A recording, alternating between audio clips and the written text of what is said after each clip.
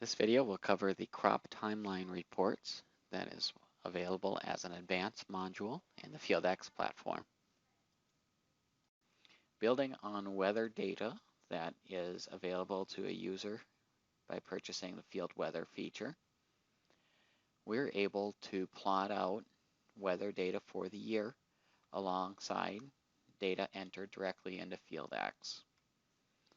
For precipitation and GDUs, this includes comparing the current year's accumulated rainfall and GDUs against the 5-year average and the high-low for the previous 5 years. So the way to read this chart is that a solid line for precipitation and GDUs indicates the accumulated precipitation to date. The dotted line indicates the 5-year average, and the shaded area indicates the range over the previous 5 years. So the highest rainfall, cumulative rainfall at that point on top, and the lowest on the bottom. Each rainfall event is indicated with a vertical bar. And then in addition to the accumulated GDUs, we are plotting the high-low temp for each day through the season. Plotted right along the GDU line are the growth stages. So I'm going to be able to see the progression of my crop as GDUs accumulate. And looking down, I can see the recommendations and treatments that have occurred. So with this chart, I'm able to very quickly see which growth stages a crop was in when a treatment occurred, what GDUs occurred when that treatment occurred, as well as what was going on with precipitation around it. If I want to view more details, I can click on the Details tab.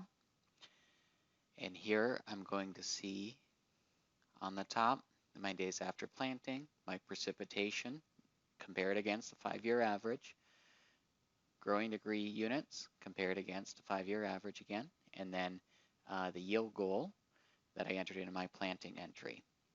Now for the growth stages, across the bottom, I can see a table as to which growth stages were entered into my journal. If I want to save the data, I just click the print/export button, and I can save it as a PDF, and then the XLX, TXT, or CSV file at that particular both for the daily weather as well as back in my crop status down at the end of the season to find out field weather tab. A certain growth stage was reached without scrolling through the whole table. I can just click on the header, below the header, and select it.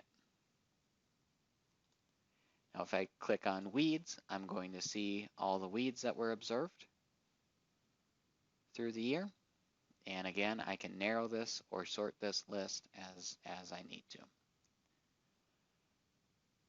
If I want to just scroll back through all the comments on a field, I can click on the Comments tab here, and it pulls out the general comments from the Scout entry, and you can just simply scroll through, search if needed, if you're looking for a particular term, and in one quick view see all of the comments that were written for that field.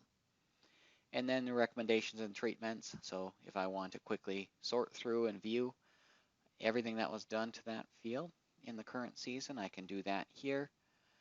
I'm going to see the type, and I can select if I want to see just the recommendations, just the treatments, or what I want to do. So each of these tables is interactive, and I'm able to go through and select exactly what I need to see based on the question that I'm hoping to answer. If you're interested in trying the crop timeline report, please contact us, and we'd be glad to help you add it to your account. Thanks.